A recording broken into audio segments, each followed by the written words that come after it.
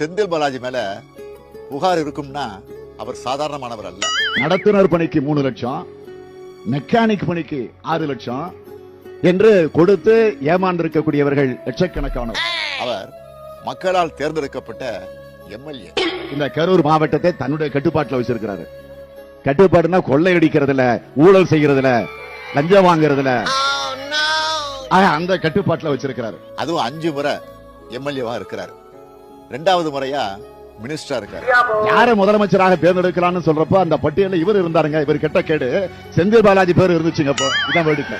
அப்படிப்பட்டவர் ஏதோ தீவிரவாதியை போல அடைச்சு வச்சு விசாரிக்க என்ன அவசியம் இருக்கு?